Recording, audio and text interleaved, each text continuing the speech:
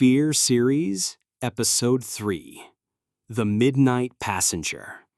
They say the most dangerous thing on the road isn't speeding cars or drunk drivers. It's the people who shouldn't exist at all, yet find their way into your passenger seat. This is the story of one ride I will never forget.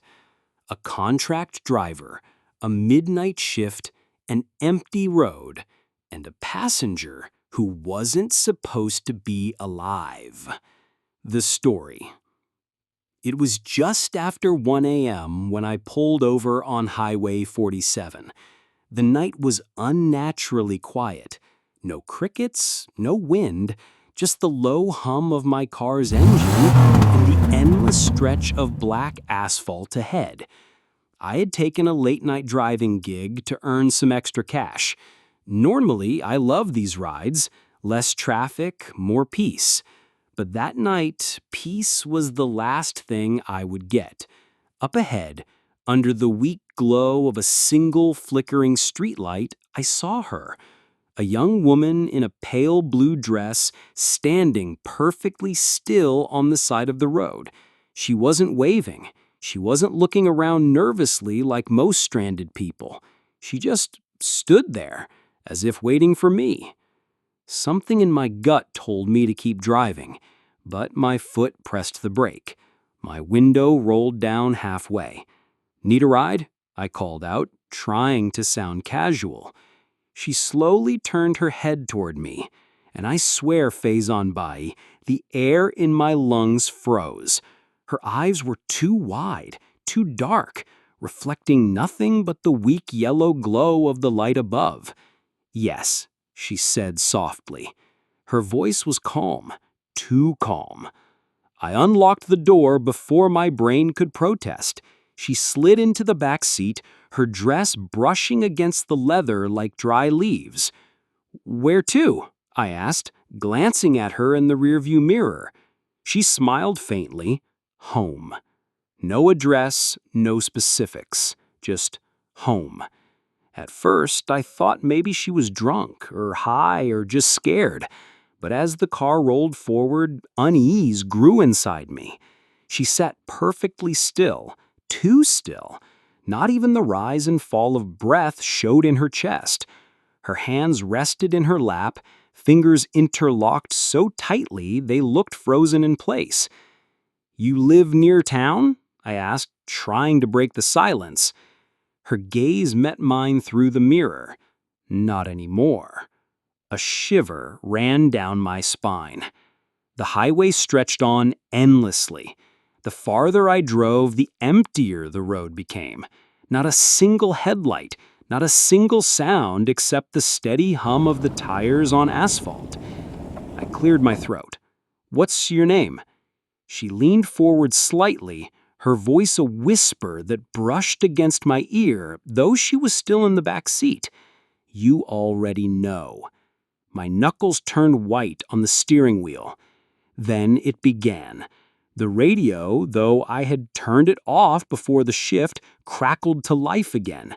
A static hiss filled the car, then a faint melody, an old lullaby my grandmother used to hum. I snapped it off. The static continued anyway, louder, stronger. When I glanced in the mirror again, she was gone. My chest tightened. My eyes darted to the back seat. Empty. The car swerved slightly as panic gripped me. I pulled over, heart pounding in my throat. Then I heard it. A soft breath. Right beside me. She was in the passenger seat now. Her face was pale as moonlight, lips curled into a faint smile. "Don't stop. Keep driving." I wanted to bolt from the car, but my body wouldn't obey. My hands gripped the wheel again, turning it, guiding the car forward, though every fiber of my being screamed to run. "Where am I taking you?" I stammered. She tilted her head, eyes glistening like black glass. "To the place you'll never leave." The world outside the window changed. The trees lining the road seemed twisted, warped, their branches reaching inward like skeletal hands.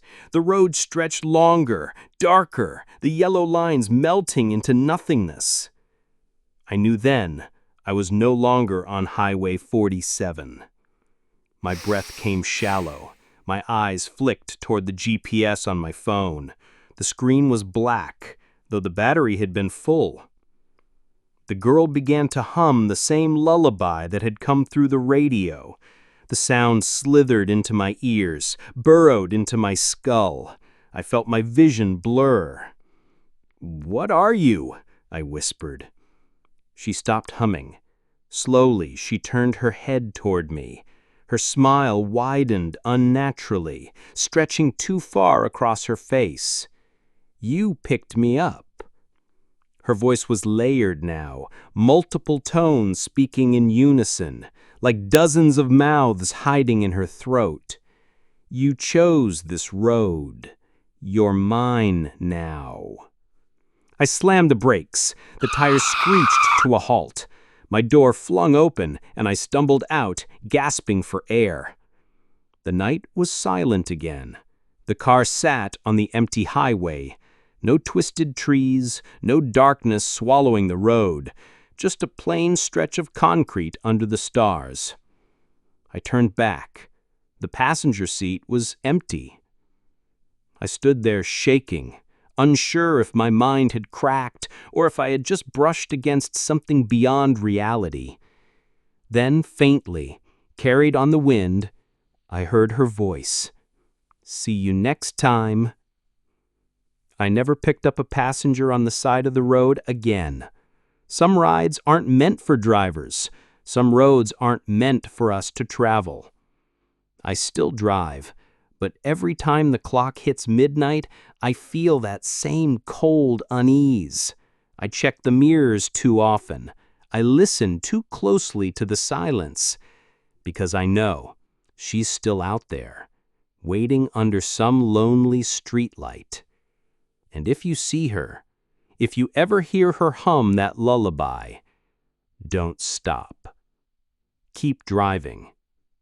If you were in my place, would you have let her into the car or left her standing under that streetlight forever?